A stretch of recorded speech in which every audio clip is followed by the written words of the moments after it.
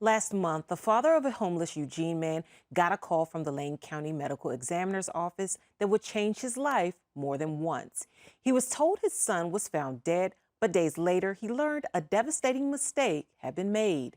Vance DeWitt's son, Devin DeWitt, loved football as a kid and played guitar, and Vance loved to be there for it all. But a call from the Lane County Medical Examiner's office on May 24th shattered his hope for their future. Vance was informed that Devin, his only child, was found dead behind an abandoned building in downtown Eugene. Losing your own child is probably the most devastating thing I've ever been through in my life. It's so heartbreaking. Vance tells us Devin struggles with drug addiction and is homeless, so he didn't question Devin's death while at Sunset Hills Funeral Home. A close friend of Vance's wasn't sure it was Devin's body after seeing the sole item given to Vance as Devin's last effects, a woman's watch. These misidentification things, they happen in the movies, but they don't happen in real life. And I said, well, is it possible that Vance can actually view the body? And she said, yes, it is possible. We can arrange that. And Vance was adamant, no. I have memories of my son in my mind. I do not want my last memory of my son to be that. As it turned out, it was not his son. The first mistake happened when the body was found by a responding police officer, says Lane County District Attorney Patty Perlow. There was a SNAP benefits document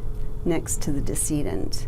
And so the first responding officer to the scene took the name off of that, ran the name, and found local ID and made an initial misidentification. But it wasn't the last one. Perlow says the protocol is that the medical legal death investigator gets a copy of what the officer used to make the identification, then goes through the process of confirming the ID, but that didn't happen. The funeral director was having communication with family. Some of the conversation that she was having with them caused her to believe that a mistake had been made.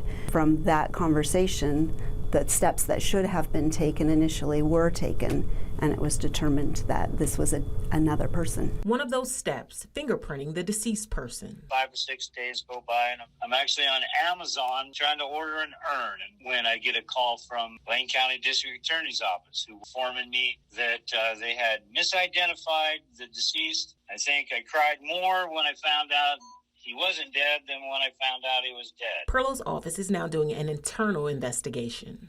I had to make 2 phone calls to the parents to let them know that this had happened and that I take full responsibility for it. Meanwhile, a father who once lost a son now has a chance to find him again. I'm even more desperate now to get back there than I was before all this happened. Vance says he'll return to Eugene soon to find his son before he does lose him forever. In a statement to our newsroom, Sunset Hills Funeral Home operator Mark Lund says, quote, "It is indeed an unfortunate situation, and we extend our deepest empathy and understanding to those involved," end quote.